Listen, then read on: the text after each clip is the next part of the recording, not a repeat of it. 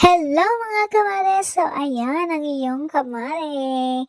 Nanguha og sagbot sa basak. Oh, ayan. Nagdapaw-dapaw ang inyong kamare. So okay ra kay para makakaon pod mi og tarong sa among hinaguan. Need naman gunina mong kuha nung humay-humay kay harveston na ang among basak. So ayan na yellow na, so dapat yun nga kuha ang humay-humay kay dili man gud siya pwede nga kanang dili siya mapadpad sa bulhot kung maapil siya og harvest. So mao na niya amo ang humay.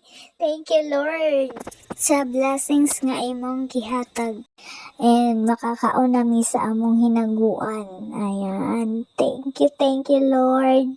Makakaon nami bag-ong ani puhon maybe next week or last week of this month siguro pwede na ni siya nga ma-harvest and makalugaw na tadi na takanon og wakwak aw napabaron char bitaw.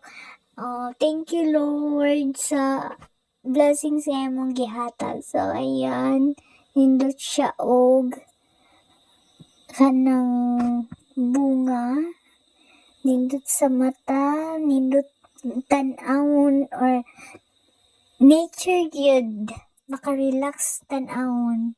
And thank you for watching everyone. Bye!